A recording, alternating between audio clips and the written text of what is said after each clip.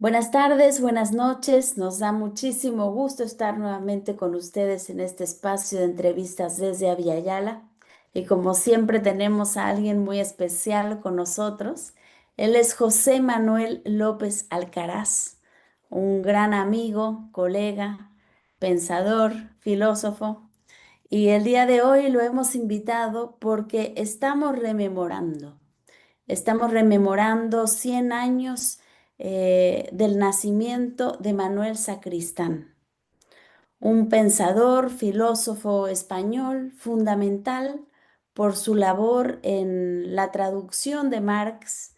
Es uno de los grandes marxistas españoles y hizo pues importantes contribuciones en distintas áreas, en la lógica, en la filosofía de la ciencia, y bueno, como traductor también tuvo un papel fundamental para introducir no solamente a Marx, sino también a los marxistas al mundo de habla hispana.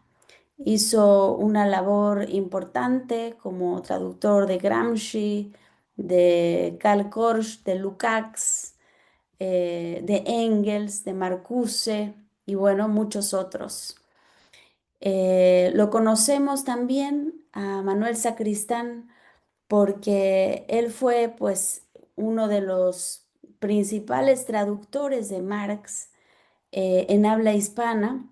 Salieron sus libros bajo la editorial Grijalbo y bueno, había la voluntad, él quería hacer como una edición completa de las obras de Marx y Engels, que se proyectaba como una obra de 68 volúmenes, de los cuales finalmente él publicó solamente 12.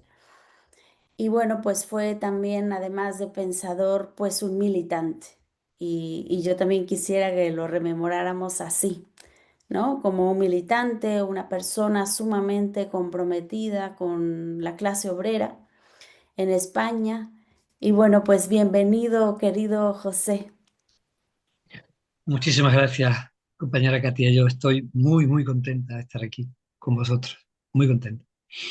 Y bueno, José, además de ser un pensador y filósofo, él tiene una licenciatura en medicina y en cirugía por la Universidad de Cádiz. Estudió también medicina preventiva, medicina aplicada al deporte, medicina de urgencia, y nos estaba él comentando de su enorme deseo de ir a trabajar a Nicaragua, ¿no? Que eso fue como uno de los principales móviles de profundizar tanto en la cuestión de la medicina, que finalmente lo llevaron por otros caminos y a involucrarse más bien en las luchas obreras. Y hoy día es secretario de organización del Sindicato de Trabajadores de Cádiz. Ha sido además delegado sindical de política educativa. Y bueno, pues su compromiso con los trabajadores, con la clase obrera, pues es bastante, digamos, análoga y nos recuerda también a la labor que hizo Manuel Sacristán. Y mira, para empezar el día de hoy y rememorar, ¿no?, a este gran pensador, a mí me gustaría que pudieras justamente traernos, ¿no?, en contexto. O sea, ¿quién fue Manuel Sacristán, ¿no? ¿Y en qué consistió su legado? Bueno, pues a ver, el maestro Manuel Sacristán tiene un contexto muy particular, igual que es particular el desarrollo de la historia de España, ¿no? Del Estado español. Él nace en el 25 y nace de una familia, la madre tenía reminiscencias así católicas y tal, y el padre era un burgués, un falangista, ¿no? Y entonces él después se va a Barcelona. Y claro, y contextualmente él empieza a militar de joven adolescente en la Falange Española, que es un partido de izquierda, de la corriente del fascismo italiano, pero un poquito más vinculado, en vez del nacionalsocialismo, al nacional sindicalismo, y él entra ahí, ¿no? Siendo muy joven, pero claro, con sus inquietudes, él se empieza a intentar hacer coaliciones con los anarquistas, y entonces los propios falangistas dicen, ¿esto qué? Hay algunos textos que dicen que los llegan a condenar a muerte al propio Sacristán desde las falanges. O sea, que al final se tiene que marchar, se tiene que salir, y entonces va descubriendo poco a poco un proceso porque él, la figura de Sacristán es tan sólida, tan fuerte, que está definida desde un presupuesto primero de un capital cultural. El hombre asume un capital cultural profundo mientras que desarrolla su estudio de filosofía ya en Barcelona. Todo es una cuestión como asumida. Se asume claramente que el capital cultural que asume, que se deposita Sacristán es encomiable. El fundador de la revista Laie, que empieza a trabajar, bueno, Laie viene también de la decisión de los orteguianos de izquierdas, de una especie de un liberalismo, un falangismo liberal falangista, una cosa un poco así patinando entre lo que significa la derecha y un liberalismo progresista, pero con un nivel cultural impresionante. Y eso está reconocido, y él poco a poco empieza a profundizar, a generar pensamiento propio.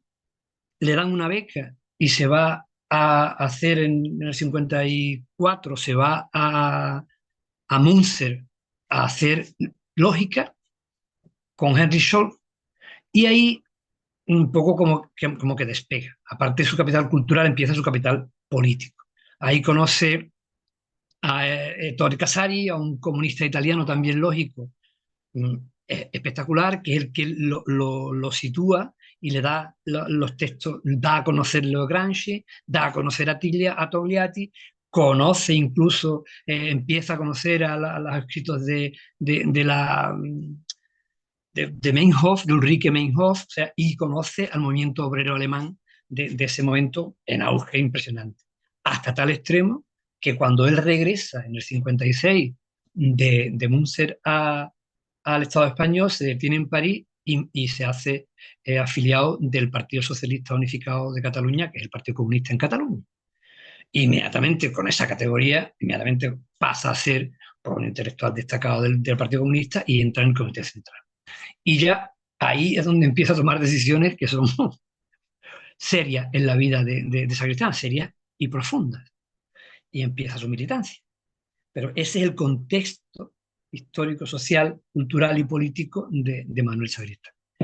Y a mí me parece destacable las decisiones que toma, porque a partir de que se hace afiliado, de que se afilia al Partido Comunista, al PSUC, ahí él ya es consciente de que tiene que abandonar lo que es la filosofía académica pura y dura, la teoría del conocimiento, la lógica formal, hasta el extremo de que él llega a escribir poco, porque evidentemente, no lo he dicho, pero porque lo he supuesto, pero no debo suponer, porque la situación de la militancia de Sacristán en el 56 en el Partido Comunista de España, en el PSUV, era clandestina. O sea, es evidente que él decide primero abandonar los estudios profundos de filosofía porque no le da tiempo con la militancia, y además asume el compromiso de afrontar directamente la lucha contra la dictadura franquista. Entonces son decisiones que van acopladas una con otra, y eso le complica la vida hasta un extremo pues difícilmente sospechable para una persona del nivel intelectual y académico de Sacristán. Y eso se ha tomado un poco como a la ligera, no se ha analizado profundamente, porque realmente hay gente que dice, imaginaros a Zubiri en la clandestinidad. Zubiri fue un poco marginado. Ortega también, pero Ortega vuelve, se calla un poco y vuelve. Pero Zubiri no se va nunca, pero se queda. Zubiri, un gran maestro, pero no se clandestinizó. O sea, la clandestinidad, o sea, de Sacristán, por su compromiso directo, de confrontación directa con la dictadura franquista, es hasta tal nivel que le condiciona la vida. O sea, él decía que yo tenía ya que dejar de hacer grandes escritos, porque nada más que para concertar la cita organizativa yo tenía que ir, borrar la llegada, borrar la salida, cómo entro, lo que son los problemas de la clandestinidad. O sea, que eso es una cosa realmente que le condiciona la vida, hasta el extremo de que sus escritos están recopilados en panfletos y materiales, se llaman.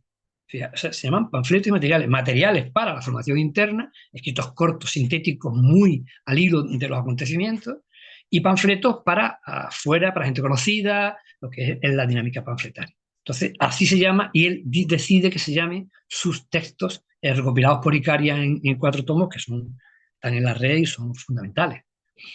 Fundamentales. Qué maravilla. Y yo te preguntaría, ¿cuál es la relevancia, digamos, de Sacristán para este marxismo en habla hispana? Por un Claro, lado, me gustaría como que abordáramos el tema de su, o sea, de su propio pensamiento, pero también, digamos, su mediación como marxista y como traductor. sí. A ver, o sea, la relevancia de Sacristán para el marxismo en general y para el marxismo español en particular es de una dimensión difícilmente abarcable. Entonces, vamos a ver cómo lo podemos hacer, ¿no? Él, él también, él es marginado, él es marginado totalmente de la universidad, de la academia institucionalizada. Él intenta a acceder a una beca, a una cátedra en Valencia de lógica, pero claro, eso ya está testimoniado y tal, ¿no? Y aquello estaba manipulado de tal manera que es que el propio presidente del tribunal decía, yo no tenía ni idea de lógica, yo solo sé que sabía que él no podía ser catedrático de lógica. Y eso es de risa que realmente en ese momento se planteara una cosa tan burda, pero eran impunes, y él se dedica entonces a la traducción, pero claro, dentro de esa dinámica de su proceso y de su convicción revolucionaria empieza a traducir y con esa traducción introduce en España toda la tradición marxista. Y la marxista, no solamente la marxista del Marx, como has dicho, que traduce el Capital, sino que traduce a Kors, traduce a Gramsci, traduce a Simone Weil, traduce a Engels, a Lukács, y lo va colando como puede, pero tiene un nivel de trabajo junto con la clandestinidad que repercute en su salud. De hecho, él fallece con 60 años con una salud muy frágil, porque él está machacado. Y entonces la vertiente traductora es crucial en la introducción del pensamiento crítico revolucionario en el Estado español. Y aparte, la dimensión de su marxismo es tan fuerte que incluso desde Argentina, Dalmaso y Petruscelli son dos historiadores de Izquierda Diario, han hecho un libro de Althusser y Sacristán, y Petruscelli dice que Sacristán, cualquiera que entre en él, desde luego va a considerar que es el marxista en lengua castellana más importante del siglo XX o o de todos los tiempos. Entonces, él lo que hace es eh, elaborar un pensamiento donde se centra. Hay un historicismo muy, muy consecuente, un apoyo en el conocimiento positivo de la experiencia científica, y a la par un apoyo de la política social. Y integra el historicismo consecuente, la ciencia positiva y el desarrollo social en una especie de composición de pensamiento propio, que al final lo que trata es comprender la realidad. Pero para él la realidad es la humanidad plena en su historia y en su trato con la naturaleza. Entonces, eso en el marxismo occidental era un poco como, ahí mi director de tesis como que flipaba, decía, hostia, es claro, es que Sacristán nos hablaba del componente ecológico de Marx, del componente de la feminización del sujeto revolucionario, y tal. Y los miraba como diciendo, este tío está loco.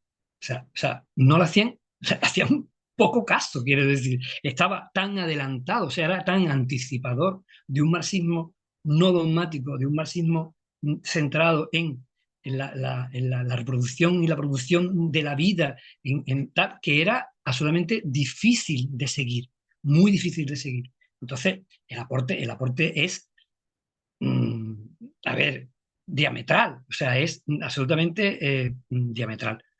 En su desarrollo de la dialéctica, asumiendo que el marxismo occidental lo que hace, lo que se centra es en el clásico prólogo, la construcción de la economía política, de la clásica estructura, superestructura y tal, él va muchísimo más, ¿no? Él considera que la dialéctica y, y el marxismo son inseparables hasta el extremo de que tiene una frase fantástica que dice que no existe el marxismo de pura erudición, no existe, sino que está imbrincado absolutamente en la práctica y en la lucha social. Y además dice que hace unas apreciaciones que a mí me parecen muy destacables, porque dice que, que, que solamente, como dice, solamente en su categorización de la ciencia, dice, solamente una sociedad sin espíritu es capaz de entender una ciencia sin espíritu. O sea, entonces él habla de que incluso llega a categorizar el espiritualismo marxista, porque dice que, que el, a ver, ¿cómo intento sintetizar? La dialéctica le da la validación al dato, la dialéctica le da a la razón su propuesta y su línea revolucionaria. O sea, no hay posibilidad de hacer una dialéctica científica sin que sea revolucionaria, sin que sea transformadora de la realidad en la que, en la que él va a intentar comprender. Entonces, eso, bueno, eso saltan las costuras, ¿no? Del marxismo occidental absolutamente metido en los criterios del día más. Y para colmo, a partir de 68, con el doble aldabonazo que dice él, ¿no? O sea, en la invasión de Praga por los tanques soviéticos, ¿no? Entonces, a partir de ahí, el eurocomunismo, ¿cómo le llama él al eurocomunismo? Esa idea falaz, ¿no? De que por la vía del diálogo una clase dominante va a dejar de ser dominante y una clase ascendente como la clase obrera va a llegar por el medio del diálogo, por el medio de la reforma a tomar el poder, eso es realmente una falacia, ¿no? Entonces, centra muchísimo el discurso y centra muchísimo el marxismo en la praxeología revolucionaria, absolutamente. A mí me gustaría como detenerme ahí en algunos puntos porque has tocado temas que son muy abstractos y que de pronto pueden ser un poco complicados de comprender. Em, digamos, la cuestión de la dialéctica tiene que ver con una realidad que no es fija, o sea, es una realidad que está en movimiento y que hay que tratar como de ver en qué consiste ese movimiento. Y ese movimiento también es un movimiento que nosotros podemos reproducir, ¿no? Digamos, mentalmente, ¿no? A través de las ideas y ponernos a la altura de la realidad. Entonces, comprender como esa realidad que se mueve y ver, ¿no? Las contradicciones en la realidad y explicárnoslas.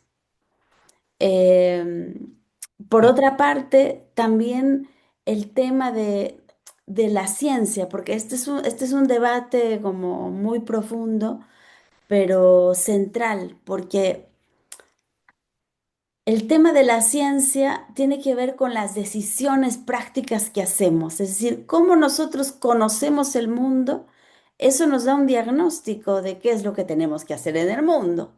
Entonces, dependiendo de cómo accedemos a esa realidad, pues entonces se dirige uno políticamente en uno u otro sentido. Entonces, por eso el marxismo, digamos, fue una ciencia también. O sea, Marx, y esto me parece central decirlo, y yo quería ir por ahí en la siguiente pregunta. eh, Marx cuando hace el diagnóstico, porque la pregunta que a Marx le persigue, ¿no? Es ¿por qué hay pobres?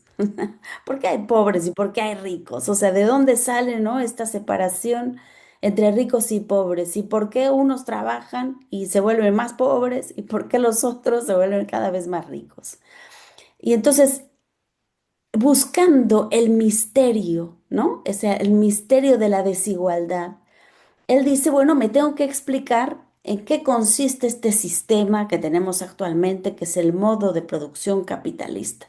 Y este modo de producción capitalista, pues implica digamos, describir como toda una realidad. O sea, tengo que describir desde qué es una mercancía, ¿no?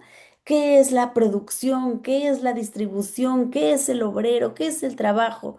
O sea, en la definición de cada uno de esos momentos de todo este modo de producción, em, él encuentra que hay un robo fundante. Es decir, que el obrero es asaltado, o sea, asaltado a mano armada, pero es un robo que está como encubierto, o sea, que nadie se da cuenta. El trabajador va todos los días a la empresa, va y hace su jornada laboral, le pagan un salario y incluso hasta el capitalista dueño de la empresa puede sentirse muy benefactor porque le paga en su tiempo y en su momento, ¿no? El salario que ellos acordaron que le iba a pagar. Entonces, ¿dónde está? O sea, ¿dónde está el misterio del robo, ¿no? ¿Dónde está? Entonces, Marx se da cuenta de que el salario no paga el trabajo. O sea, que el trabajador paga más de lo que él efectivamente trabaja. Entonces, esta desigualdad, ¿no? que se empieza a desarrollar le permite a Marx decir, ¿no? O sea, hay niveles, y ese es el problema, hay una ciencia económica que lo que hace es que justifica el modo de producción capitalista. O sea, no muestra dónde está el robo, dónde está el misterio de la desigualdad. Pero esta ciencia, ¿no? que nosotros necesitamos desarrollar, es una ciencia que no solo describe la realidad, sino que es una ciencia que al mismo tiempo que describe, critica la realidad. O sea, muestra el lado oculto. Entonces, es una ciencia crítica.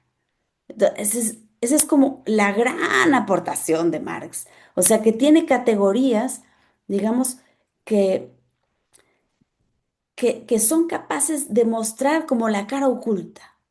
Entonces, la ciencia económica clásica habla de ganancia, ¿no? O sea, hay una ganancia al final del proceso productivo y de la distribución, ¿no? Se vende la mercancía, hace todo el proceso y el capitalista tiene una ganancia al final, o sea, mágicamente. Pero dice Marx, esa categoría, ganancia, oculta algo. Y oculta ese robo sistemático. Entonces él empieza a hablar en unos términos que no solamente habla de la tasa de ganancia, sino que empieza a hablar de la tasa de explotación. Y la tasa de explotación implica que hay algo que no está bien, o sea, que hay algo que hay que descubrir. Entonces es interesantísimo porque él desarrolla un método científico que no solo describe la realidad, sino que es capaz de descubrir, criticar hacia la transformación de la realidad, ¿no? Entonces, es una ciencia que precisamente produce, ¿no? Dialécticamente transformaciones. Entonces, esto me parece como muy importante porque Sacristán justamente es un apasionado del tema del método. ¿No? Y él Totalmente. se dedica justamente a profundizar este concepto de ciencia, porque finalmente, o sea, si tú ves ahora, nos han robado la ciencia. Lo que tenemos no es una tradición que haya continuado realmente esta tradición de Marx, y es lo que necesitamos. O sea, tenemos una ciencia que describe la realidad, pero no tenemos una ciencia que critica la realidad y que nos ayuda a transformar la realidad. O sea, los grandes científicos de hoy son los que dan mayores ganancias al capital. O sea, miren qué cosa paradójica. Sin duda, sin duda. Entonces, yo te quería preguntar sobre, digamos, estos avances que lleva a cabo Sacristán con respecto al método. O sea, digamos, cómo tú evaluarías, ¿no? Como estos pasos que él da en su reflexión del concepto de ciencia crítica de Marx. Claro, él trabaja muchísimo el tema del método porque el tema del método es fundamental, ¿no? Entonces él tiene un trabajo escrito que es las tareas de Engels en el Anti-Düring, que primero se centra mucho en el tema de lo que significa el socialismo, que más que voluntad es conocimiento de la realidad profunda y tal, y entonces habla de la concepción del mundo. Habla de la concepción del mundo y dice que claro, que la ciencia forma parte de una concepción del mundo, pero que esa concepción del mundo tiene que tener, tiene que dar explicaciones explícitas o implícitas sobre los grandes temas. Tiene que hablar de la existencia o no existencia de Dios, tiene que hablar del finitud o no infinitud del universo, tiene que hablar del sentido de la vida, de la muerte, y que claro, que eso, esa cosmovisión eh, en sí misma no abona una corriente de pensamiento o una corriente otra, pero dice, pero al no abonar, no quiere decir aprobar. Entonces él dice, claro, y hay que, en este trabajo dice, hay que desechar esa frase, como dice él, esa frase vulgar que dice que la ciencia ha demostrado la existencia de Dios, que dicen mucho los marxistas y los occidentales jacobinos, ¿no? Dice, esa expresión es una falacia tan estúpida como significa, como que además realmente lo único que se puede probar son las existencias, no la inexistencia. Y entonces, en ese camino, cuando él habla ya de la cosmovisión del mundo marxista, comunista, porque también él tiene un giro que hace mucho, que él dice que se siente, que si se tiene que definir, se define más como comunista que como marxista. E incluso tira de la frase de la carta de Marx a Paul Lafargue, donde dice yo no soy marxista, cuando los marxistas franceses ya estaban diciendo cosas que él no aceptaba. Entonces, dentro del comunismo, la cosmovisión comunista de Sagristán, ahí es donde interviene ya el proceso de decir, bueno, pero eso hay que desvelar, lo que tú estás diciendo, hay que desvelar lo que la realidad está realmente ocultando. Y fíjate qué casualidad que dentro de ese marxismo occidental y jacobino, Sagristán solo presenta un libro en su vida, uno. ¿Y sabes cuál es? Es Cristianos en el partido y comunistas en la iglesia.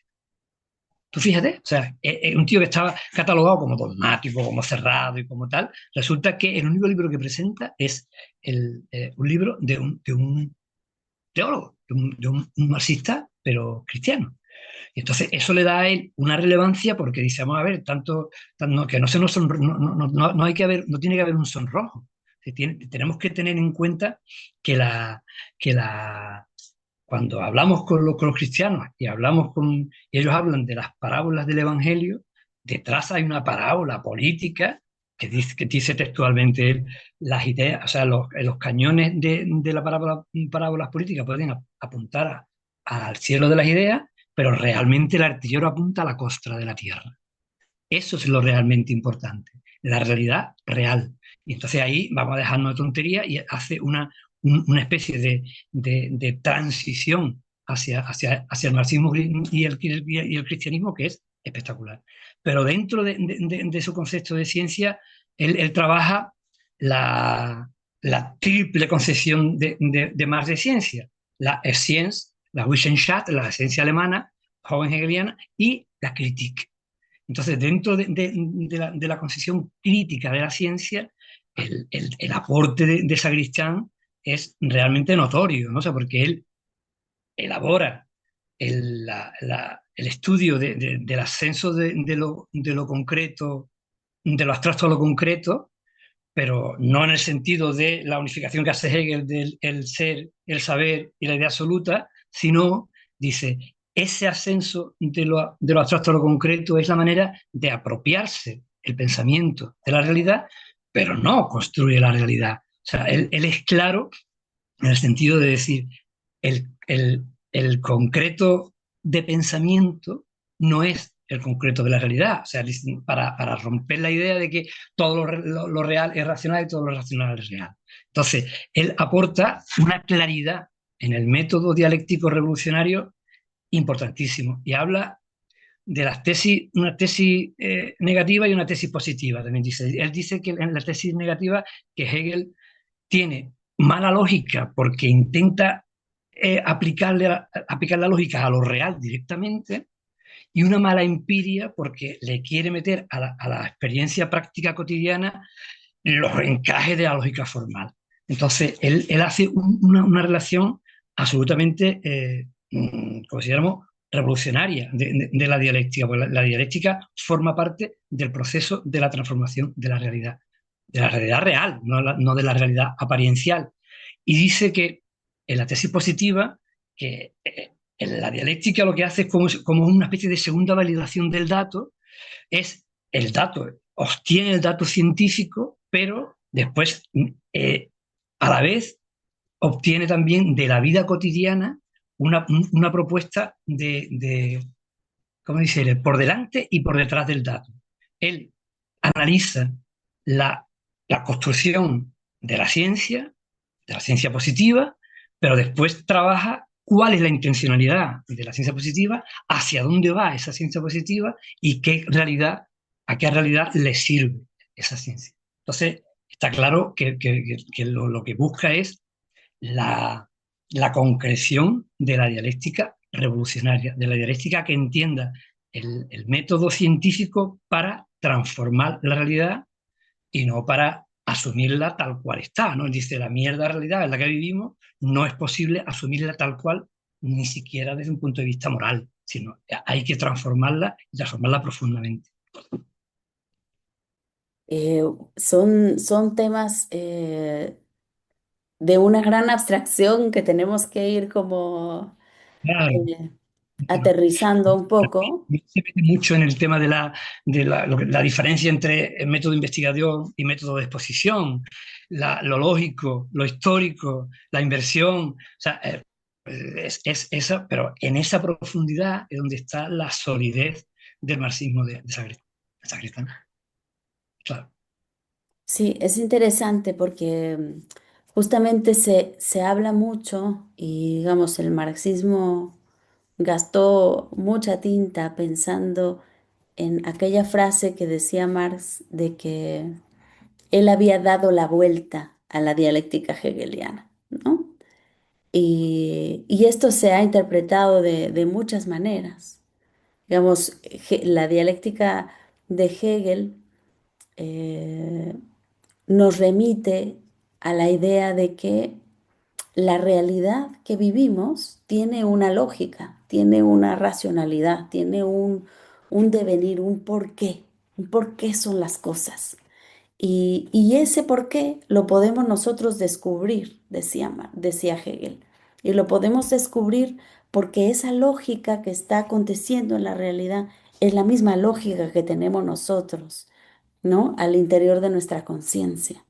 Entonces, cuando nosotros, digamos, nos alineamos, nos ponemos a la altura de esa lógica, o sea, cuando efectivamente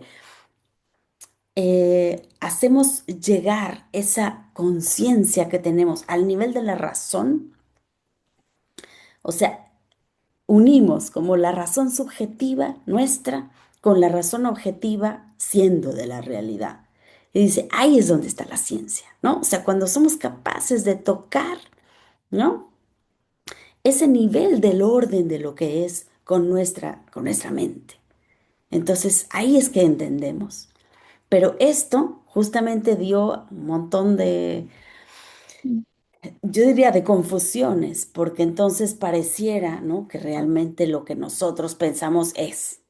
Entonces, ese es como uno de los grandes problemas del idealismo, que entonces lo real, ¿no? Es racional y lo racional es real. O sea, hay como una identidad. Claro que lo racional, hay que decirlo, no es cualquier ocurrencia, por supuesto, ¿no? O sea, tienes que llegar justamente a elevar tu nivel de conciencia hasta ese nivel. Pero ese nivel tiene un montón de problemas, porque Hegel pues era súper eurocéntrico, ¿no?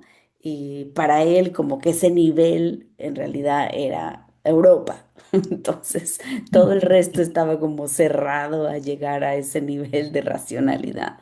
Entonces hay mucho racismo detrás, hay mucho patriarcado detrás, ¿no?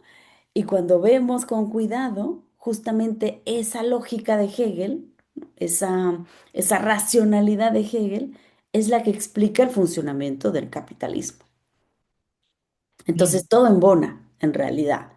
Entonces, el gran progreso que festejaba Hegel, pues es el progreso del capital, ¿no? El gran desarrollo que festejaba Hegel era el desarrollo de Europa a costa de las colonias del sur, es decir, a costa de todo la explotación, la expoliación de nuestro continente, por ejemplo, y de todo el sur global. Entonces, hay muchos problemas, o sea, este concepto de ciencia es eurocéntrico y sumamente problemático para el resto del mundo. Y Marx se dio cuenta de eso, o sea, Marx se dio cuenta que esa ciencia que desarrolló Hegel, pues era una ciencia que servía muy bien para la explotación. O sea, fíjate qué cosa impresionante, porque cuando uno lee Hegel, y esto hay que decirlo, su argumentación es tan abstracta que entonces uno como que queda impresionado. Y dices, ay, no, está muy bien argumentado, ¿no? Y claro, o sea, hay como todos los desarrollos lógicos, los argumentos, pero cuando uno le pone carnita a esa lógica, a esa dialéctica, y ve lo que esa lógica significa en la política, lo que esa lógica significa en la historia, lo que esa lógica significa para los pueblos del sur, entonces te das cuenta de lo problemático que es. O sea, que esa lógica lo único que hace es perpetuar el dominio de las grandes potencias europeas por sobre el mundo. Entonces o sea, todo eso se hace con ciencia, eso es lo impresionante, eso es lo que tenemos que como darnos cuenta, que la dominación no ha sido solamente a palo limpio, o sea, no, si no, no funcionaría, sino que se hizo con argumentos, se hizo con lógica, se hizo con teoría, o sea, se hizo con todo un marco categorial que después aprendemos y después también nosotros en el sur reproducimos. Por eso es como, o sea, resulta tan problemático como simplemente agarrar autores del norte y empezar a aplicarlos y pensar la realidad como si eso fuese así, ¿no? Tenemos que ver desde dónde pensaron los autores, qué estaban pensando, cuáles eran los problemas que estaban enfrentando y entonces podemos ver a qué responden, a qué intereses responden. O sea, eso lo tenemos que hacer como sistemáticamente, ¿no? Y aquí viene justo la pregunta que te quiero hacer porque tú has trabajado precisamente el tema, tú le llamas el diálogo imposible, ¿no? Que es un diálogo entre un filósofo, como es Enrique Dussel, un filósofo de la liberación, un filósofo del sur global, y yo diría el más importante filósofo crítico de nuestro tiempo, que falleció apenas hace muy poco pero que nos dejó una obra enorme de 70 y tantos volúmenes, de casi 500 artículos y además un sistema, ¿no? O sea, él tenía todo le llamaba una arquitectónica, así como Hegel produjo una ciencia eurocéntrica, ¿no? Muy omniabarcante, en donde sistematizó enciclopédicamente como todo el conocimiento habido. Dussel es para nosotros, y esto lo repito a partir de Ramón Grossfogel, que dice, ¿no? Dussel es como nuestro Hegel de colonial. O sea, Dussel hizo una arquitectónica, porque él dice no es sistema, es arquitectónica porque se va construyendo y el sistema ya está cerrado. Entonces, es una arquitectónica de pensamiento crítico, además se piensa desde un lugar que es consciente de eso, no piensa desde la neutralidad, desde la objetividad, como siempre pretendieron los pensadores europeos, sino que, bueno, ahora hay nuevos pensadores, hay que decirlo, pero bueno, eso fue una tendencia muy generalizada, sino que ahora se trata de pensar desde el sur. desde un lugar, pero además no solamente cualquier sur, desde las víctimas, desde los oprimidos, de los excluidos, que te dan una mirada de la realidad que no es una mirada cualquiera. Decía Dussel, es una mirada privilegiada, porque te da el verdadero diagnóstico de cualquier sistema. Desde a partir de donde te duele, es que tú puedes decir dónde están los problemas. Entonces tú hiciste un diálogo entre este filósofo, Enrique Dussel, y Manuel Sacristán. O sea, a mí me gustaría como saber, ¿no? ¿Cuál es como a lo que llegaste? Porque además tú recuperas, además, el pensamiento de Juan José Bautista, que es otro también filósofo fundamental, boliviano, andino, ¿no? Que introduce todo el tema de los pueblos originarios y entonces, digamos, has como conectado, ¿no? El sur de Europa con, con América Latina, con un pensador como es Dussel y además con el pensamiento originario. Claro, claro, esa realmente a mí me atrapa el personaje de Sacristán y me atrapa, por otro lado, el pensamiento de Dussel y todo el del giro filosófico descolonial, antiimperialista y tal, ¿no? Pero yo encuentro ese diálogo, aunque lo pongo los paréntesis de imposible porque no se conocen, ya Sacristán y Dussel no llegan a conocerse, pero yo también me gusta utilizar, yo utilizo como método la metáfora, la metáfora ganzúa que dice Benedetti en el poema Roque Dalton, que es una metáfora cuando lo encerraban, cuando tenía la casa a Roque Dalton, en su poema, Benedetti dice, Roque Dalton utiliza su metáfora ganzúa para abrir los cerrojos de la cárcel y salir al mundo de los libres, ¿no? Y entonces, pues, la metáfora ganzúa la he utilizado porque resulta que Sacristán, en su proceso de pensamiento propio, en el año 74 le dirige una carta al Comité Central del PQ diciendo, fíjate, diciendo que estamos cometiendo un error histórico de perspectiva. Un error histórico de perspectiva que heredamos de la Tercera Internacional, que esta a su vez lo hereda de la Segunda y que no es otro que asumir que el desarrollo moderno es el desarrollo bueno. Asumir el desarrollo moderno del progresismo burgués como bueno. Punto. La modernidad se está acabando. Eso lo pone por escrito en el 74.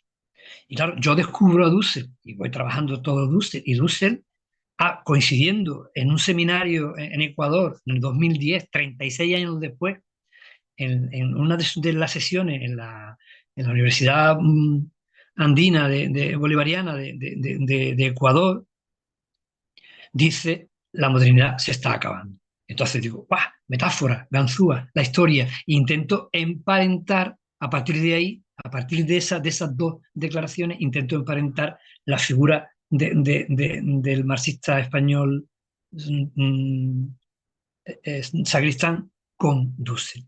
Y a partir de ahí me ha dado muchísima cancha y me ha dado la posibilidad de expresar primero en la academia el sentido del giro filosófico de colonial, de la filosofía de la liberación, y vincularlo al marxismo del sur como réplica al clásico marxismo occidental, hasta el extremo que eso ha sido rechazado ya te digo, o sea, en mi propia inicio de trabajo, que es el trabajo a fin de máster, el tribunal, yo digo que en el trabajo de máster empiezo diciendo que Dussel, que Sacristán adelanta categorías de exterioridad y transmodernidad. Las adelanta de manera intuitiva. Hago un trabajo en ese sentido. Y el presidente y el secretario del tribunal del TFM me dicen que eso no existe. O sea, me dicen, no llegan ni a siquiera a asumir las categorías de exterioridad y transmodernidad. Y el presidente del tribunal dice que es que Dussel es teólogo, que a mí me da un poco de sarpullido, se señalaba así la piel, ¿no? Pues fíjate qué manera de hablar del compañero Dussel con la categorización que tú has hecho de él, ¿no? Con 70 libros publicados, 12 doctorados honoris causa y con toda la potencia de su arquitectónica. Es una, es una ignorancia eurocentrada que da un poco de, de, de, de grimas. ¿Cómo es posible que la academia haga esa ignorancia y orille de tal manera esa capacidad de generar pensamiento crítico y creativo? Entonces, a partir de ahí, pues seguí tirando. Y claro, la pertinencia de Marx en el siglo XXI que hace Dussel, a mí me da para emparentarlo con la pertinencia de Marx que dice Sagristán en el siglo XXI, mientras que, porque hay un texto precisamente que escribe Sagristán en la su estancia en México, que se llama ¿Qué Marx se leerá en el siglo XXI?, que es una obra emblemática, que la termina el Sagristán diciendo, fíjate, si detrás de todos estos estudios, detrás de toda la vida que tenemos volcada para desarrollar el socialismo, para tal, a ver si eso va a ser que queremos hacer como el capitalismo pero mejor, o va a ser que queremos vivir otra cosa. Entonces, esa otra cosa es ese otro mundo posible, es la otredad que trabaja Sacristán y a mí me da otra posibilidad de emparentar, de que tenemos que vivir otra cosa. Igual que el concepto de exterioridad, Sacristán no lo controla, pero lo asume en la práctica. Sacristán se hace exterior primero clandestinizándose, no hay manera, se tiene que clandestinizar, se va fuera del sistema que le toca vivir. Y además se hace a todos los niveles, cuando trabaja con los estudiantes, se pone en lugar de los estudiantes, no en el lugar del profesorado, cuando el Partido Comunista dice no admitimos la entrada a Praga, él hace un análisis espectacular y pone a hablar al Partido Comunista Checo, o sea, fuera de la dinámica de su propio partido. O sea, él se hace muy exterior siempre para poder utilizar esa exterioridad como palanca de transformación. Y en el tema de la transmodernidad, realmente, claro que aparte de esa afirmación de la modernidad se está acabando, él en el 74 también hace la traducción y la anotación de la última entrevista que se le hace a Jerónimo, al indio Apache Chiricahua, y es espectacular. O sea, el tío, en un homenaje que se le hace a Bartolomé de las Casas, él lo que hace, lo que aporta es la traducción de la última entrevista que le hacen a Jerónimo, a Apache, al indio Apache, y le hace 42 anotaciones. Y ahí retrata totalmente el aspecto etnicida y genocida de la civilización colonizadora. Y fíjate que la recepción que se hace es de eso, de la filosofía de su época.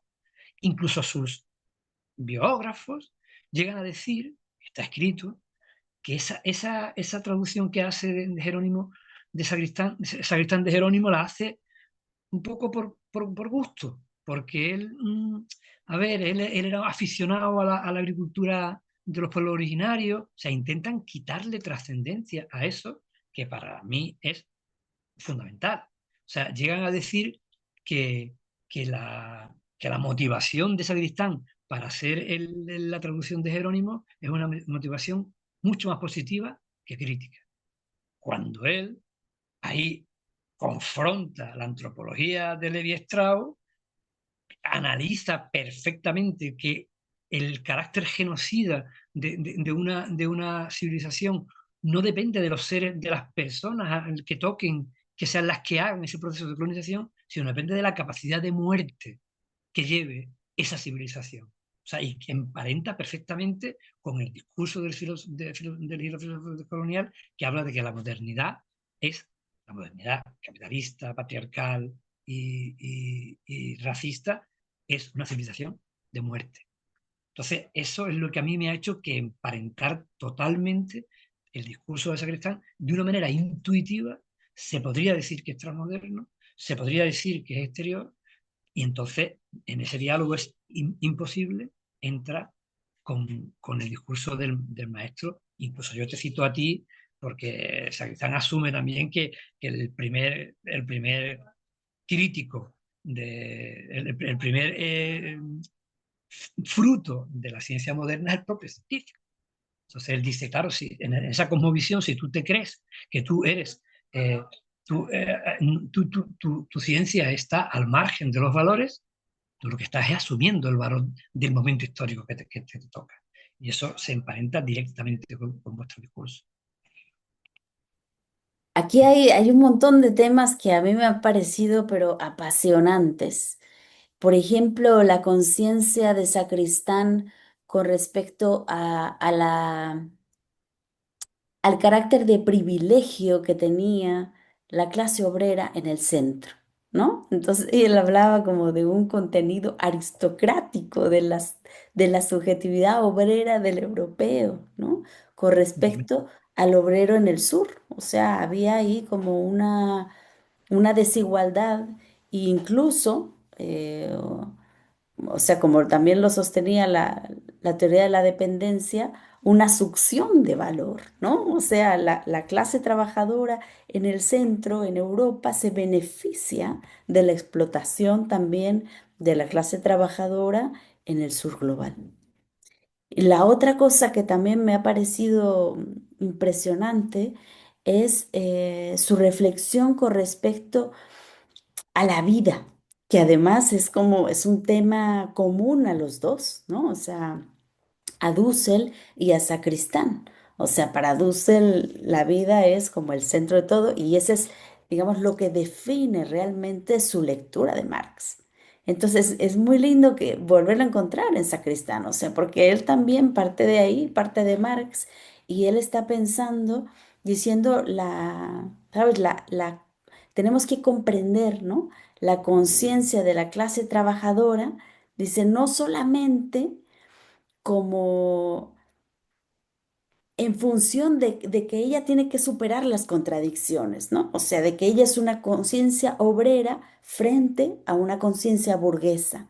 Es decir, no solamente son esas las contradicciones que lo definen, sino que también la conciencia trabajadora se tiene que dar cuenta de que ella, o sea, a través del trabajo, sostiene la vida, ¿no? Entonces dice, en un sentido positivo, sostiene la vida y eso le da una potencia realmente de transformación de la realidad, o sea, asumirse no solamente como un pivote ahí, ¿no? Que va en una rueda dialéctica de la historia, sino que realmente el trabajo libera. También decía esto Marx, ¿no?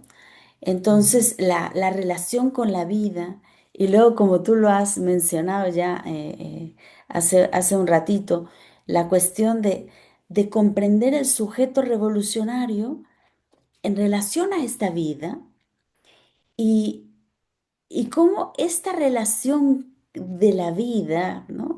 Nos lleva también al tema de empezar a pensar el sujeto en una clave femenina. Eso Porque es efectivamente. digamos, en la mujer, ¿no? Recae también, digamos, esta potencia de reproducción de vida y entonces como que eso me parece sumamente nuevo, ¿no? O sea, pensar el sujeto revolucionario en clave de feminidad. Ahí interviene muchísimo su manera de vida, ¿no? Julia Adinolfi, que también murió pronto, pero que es el que le da a él las claves total para, para ponerse gafas distintas y analizar a la clase trabajadora y a la espontánea, a la trabajadora y a la organizada dentro del Partido Comunista de una manera absolutamente distinta. Y eso está muy reconocido. Ahí no podemos decir que la versión más emparentada con el giro de colonial a Sacristán no se le reconoce, esto no hay más remedio que reconocerlo. Pasa que lo tiene oculto, pero no hay más remedio que reconocerlo. O sea, y además, lo que tú has dicho de la vertiente, de la vertiente positiva, de cómo la clase obrera, desde su propia corporalidad, es la que realmente sostiene al mundo. Y claro, eso situado desde una perspectiva de, además él lo dice claramente, él no, eso no puede obviar todo el proceso de en ese momento no existía, pero sí de la totalidad. O sea, él decía, la clase obrera alemana está trabajando y, y peleando en su sindicato para que el aluminio que hay en los techos de su fábrica no se quite porque les quita productividad, aunque padezcan cáncer. O sea, les da igual. O sea, es un proceso de aristocratización, de decir, obrero de cuello blanco, yo lo que quiero es ganar la pasta suficiente para vivir de una manera más que acercándose a lo que definieron como clase media, y él lo critica de una manera fundamental. Incluso habla de que es necesaria para el proceso revolucionario una conversión. del sujeto revolucionario. Hay que convertirse. Insisto, él no era cristiano ni practicante, pero utiliza la palabra conversión. Quien se crea que por el hecho de poder comprar una lavadora de última generación, un coche y un tal, va a seguir en el proceso del desarrollo, está totalmente equivocado. Él dice, hay que volver ¿cómo se llama? Al origen arcaico, fáustico, decía, de nada en demasía, decía, o sea, el de nada en demasía. Hay que trabajar realmente con los criterios de producción, reproducción de una vida sostenible. Y desde luego, en el análisis que hacen el anti-Düring también, de decir, Lenin decía que el marxismo y el estudio concreto de la situación concreta, ¿cuál es el estudio concreto? ¿Cuál es la situación concreta? La situación concreta es la humanidad en su desarrollo histórico, en relación metabólica con la naturaleza, que en definitiva es la vida. Y lo dice claramente.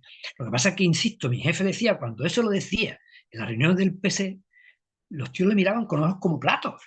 No llegaban a ese análisis. Entonces le decían que era un poco, mi jefe decía, era un friki, un loco. Yo no, era un visionario, era un tío anticipador de cuestiones. Y ahora se ve clarísimo. Y lo que tú dices de la feminización del sujeto revolucionario, eso lo dicen ellos por primera vez dentro del PC. Y la Julia lo analiza muchísimo más. La Julia hace las primeras reuniones de mujeres dentro del Partido Comunista en Cataluña y además desarrolla en la salvaguardia de la subcultura femenina, no igualdad, no, igualdad es la justicia, pero hay que ese universalismo de la subcultura femenina hay que universalizarlo de verdad, para que realmente los compañeros dentro del partido no subalternen a lo sumo el proceso de feminización en el sentido de igualdad y de equidad y lo subalternen al proceso de llegar al poder, que la clase trabajadora consiga sus logros y tal, y ya veremos después la feminización del sujeto revolucionario. Entonces ella aboga por una feminización en acto, ya, porque eso va a llenar de razón, de cultura y de igualdad al propio proceso de transformación. Entonces eso es un avance impresionante, igual que el ecológico.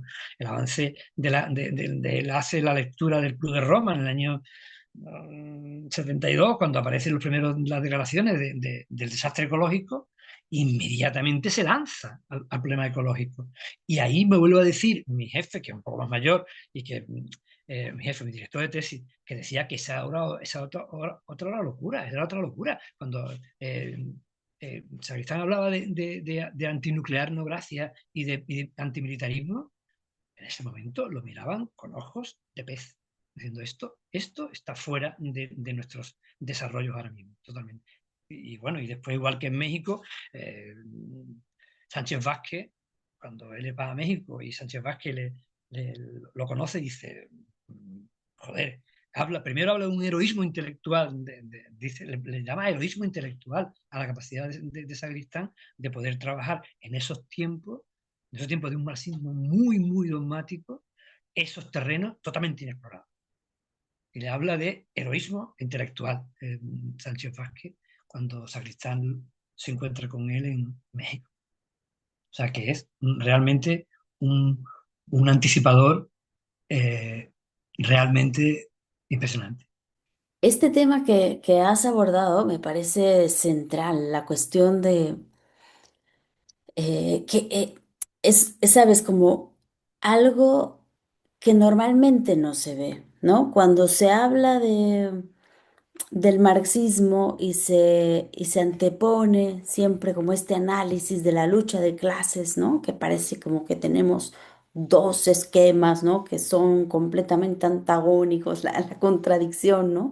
Entre la clase obrera y la clase burguesa, justamente se pierde por completo de vista lo que Marx descubre, que es que la clase burguesa no es solamente una clase, sino que es un tipo de sujeto, es un tipo de ser humano. Y ese tipo de ser humano también puede ser encarnado por la clase obrera. Es decir, podemos tener una clase obrera que tenga subjetividad burguesa. ¿Qué quiere decir esto? lo que tú estás comentando, que entonces es una clase obrera que lo que busca es volverse clase burguesa.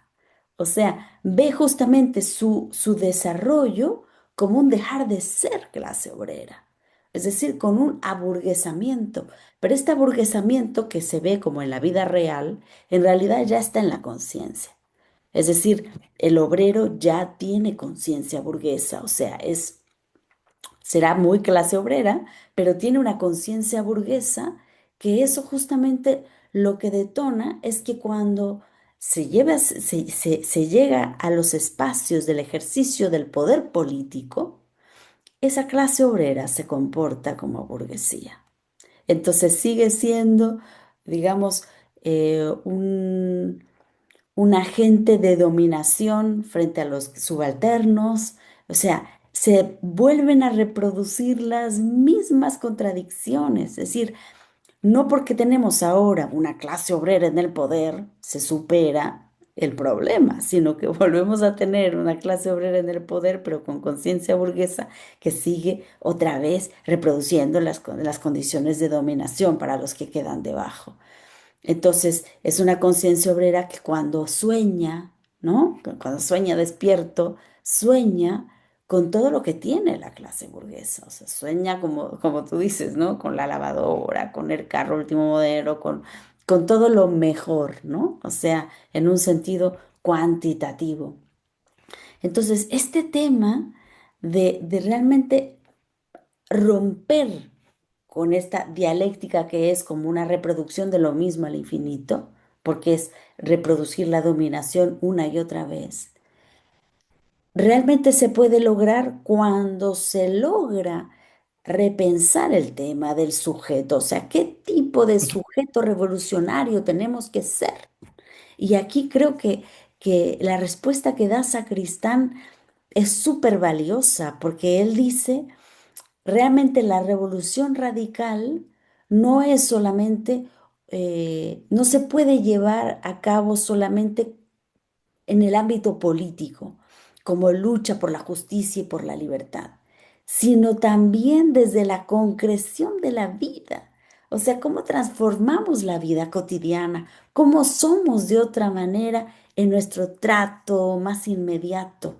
Es decir, tenemos que, sí, hacer la lucha política, por supuesto, pero también tenemos que ser otros seres humanos, tenemos que encarnar, ¿no? Esa radicalidad, ese ser revolucionario y lo tenemos que llevar como justo a lo más inmediato, a lo más cotidiano, a las relaciones más directas que tenemos. Entonces, es como hacer transformación política y transformación de la vida, ¿no? Ambas. Claro, y de hecho él mismo representa eso, o sea, él tiene un Exacto. compromiso, claro, claro, clandestino y después en la legalidad brutal y una apelación a esa conversión, a esa subjetividad revolucionaria necesaria para acoplarla a ese destino que decía el Diamant que tiene la clase trabajadora de llegar en su camino determinado e inapelable al triunfo, ¿no? Eso si no sucede esa transformación subjetiva que es previa incluso al proceso productivo, si no sucede eso, vamos al fracaso. Y además ya entra él con la relación metabólica y si encima no miramos el componente ecológico, no miramos el componente antimilenarista, no miramos el componente de la feminización, estamos acabados. Y de hecho él apuesta claramente por esa positividad, por esa apostar por la vida que es espectacular. Y él en su vida lo corrobora, ¿no? Porque sus biógrafos dicen que él era una persona incómoda en los ambientes porque no era un espalda, golpecito en la espalda, que bien que hoy lo hacemos todo, no era muy autocrítico y era una persona difícil. De hecho, eh, la mayoría de los geógrafos y tal reconocen su compromiso. Y hay que ver el compromiso de Sacristán, qué valiente, qué tal, como si su posición no fuera de compromiso. O sea, quien verbaliza eso lo está diciendo, como dice un filósofo gracioso, un César Rendueles, un filósofo y sociólogo eh, joven español, que admira a Sagristán y decía que, claro, que su coherencia es tan dolorosa que mucha gente ha preferido quedarse en, como él le llama, en en la bien remunerada lugar de la derrota. ¿Sabes? Y es espectacular. Y todo el mundo habla, sí, el compromiso de Tristán, como si tú no tuvieras un compromiso, como si aceptar la realidad tal cual no es un compromiso. No, no, no. Yo, o sea, esa falacia la desmonta Sagristán con su propia vida. Y eso es muy doloroso. Por eso los homenajes que le están haciendo en la academia son más de lo mismo. La realidad de la propuesta de Sagristán es insostenible ahora. Por eso la ocultan y hacen un trabajo absolutamente descriptivo. ¿Era granciano? Claro que era granciano. ¿Era tal? Sí, sí, sí, pero nada más. Nada más. Hay un homenaje a Sagristán absolutamente academicista que yo cuando pregunto, ¿y qué pensaría Sagristán de todo esto? No responde. No son capaces de responder. ¿Sabes? Porque dicen, no, no, uno dice, llega a decir, yo no tengo ni idea. Claro, tú no quieres entrar a profundizar qué significa la. Porque también él decía, tiene una frase que hace mucho, es la inanidad de las reformas. Las reformas tienen que ser válidas cuando el objetivo y el ideal es el cambio revolucionario. Si no hay un objetivo de cambio revolucionario, las reformas se vuelven inanes, se vuelven sin sentido. Y en la concreción de la vida, como decía, cuando él ya se hace radicalmente ecologista, radicalmente antimilitarista y ve el exterminismo que se avecina, ¿no? Él decía, en la concreción de la vida también hay que ser igual de radical que en la concreción de la petición de justicia y de derechos laborales y tal. Él lo tiene clarísimo. Y esa postura ahora sigue siendo muy, muy incómoda. La academia no la sostiene. Y para colmo, en su texto de 37 páginas que dice el lugar de la filosofía en los estudios superiores, él aboga incluso por decir, mientras que no se suprima esta endogamia filosófica especulativa, que solo se trata de trabajar textos filosóficos, que no baja la realidad y que no es revolucionaria, mejor que desaparezca. Él llega a decir, ¿qué pasa si desaparece la filosofía tal cual la tenemos concebida? ¿Pasa algo en la realidad? No pasa nada, no pasa nada. ¿Sabes? Entonces él es muy provocador y claro, los homenajes ahora mismo, es más, él llega a articular una categoría que yo he utilizado mucho por mi tierra, porque soy del sur. Él dice que los peores intelectuales que existen son los profesores de filosofía y les llama letratenientes. En vez de terratenientes, le llamas letratenientes, porque son los que con su asunción de la realidad tal cual está, niega la posibilidad de liberación de la clase oprimida. Entonces ese es el peor intelectual, el que supuestamente desde la crítica aplaca, apacigua, niega la posibilidad de que el bloque de los oprimidos tenga una acción revolucionaria. Entonces esos son los peores intelectuales, claro. Le llama a los filósofos letratenientes y claro, decía mi director de tesis, joder, es que nos llama letratenientes, pues asúmalo, pues asúmelo. ¿Qué quiere que te diga? Y si no, confronta, que tú no eres realmente, tú estás abogando por una transformación radical de la realidad tal como, pues entonces entras dentro de ese esquema. Y eso duele. Para terminar, querido José, porque nos come siempre el tiempo. Claro. Eh, yo quería justamente resaltar, ¿no? Este tema de la localización que ahora tú mismo comentas, porque tu trabajo se enuncia justamente desde este sur global, ¿no? A pesar de que está situado en la Europa Occidental. Y además te identificas como un andaluz, ¿no?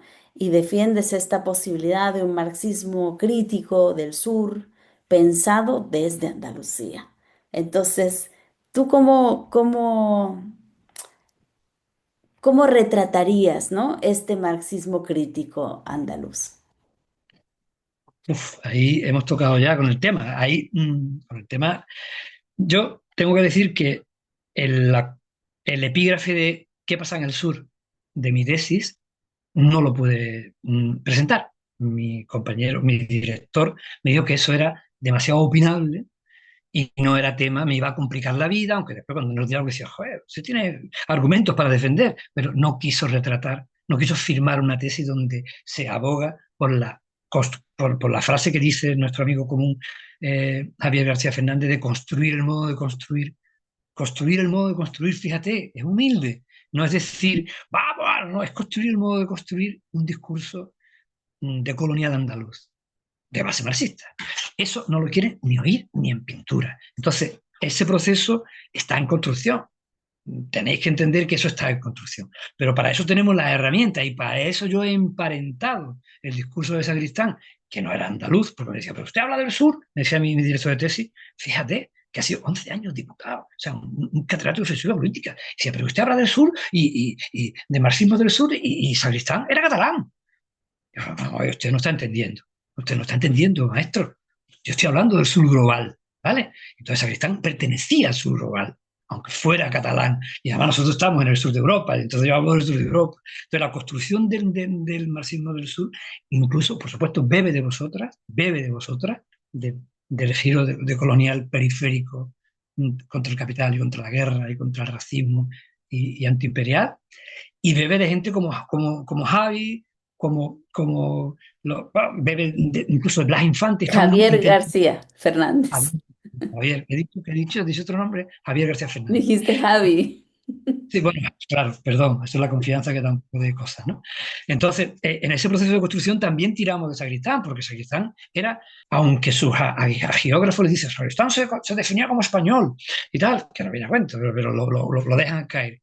Y claro, eso lo dijo, digo yo, aunque lo dijera, pero después tiene reflexiones profundas. Él dice, yo me considero español porque está de moda no ser español, pero me considero español cuando haya la claridad suficiente para que exista el derecho a decidir de los pueblos de manera meridiana.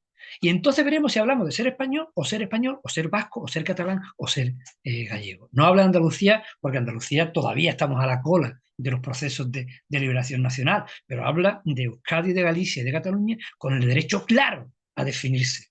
Entonces, ¿cómo le puedes decir a Sacristán español? Es que a esos propios biógrafos y geógrafos de Sacristán les sirve instrumentalizar esa frase que dijo en su momento Sacristán, que lo podría decir, pero que después en el argumento lo pierde, ¿sabes? Entonces, contra eso estamos trabajando en el sur, porque está claro que todos los historiadores progresistas y todo, la Andalucía se está debatiendo en una dinámica de colonialidad interna.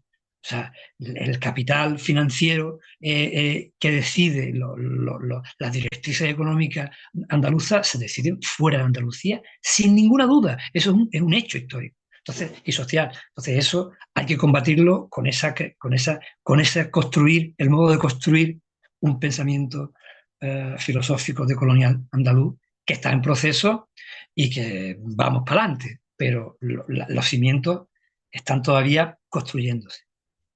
Y vosotras sois base clara de ese cimiento. Muchísimas gracias, querido José, por haber estado con nosotros. Muchísimas gracias a vosotras. Un abrazo. Un abrazo.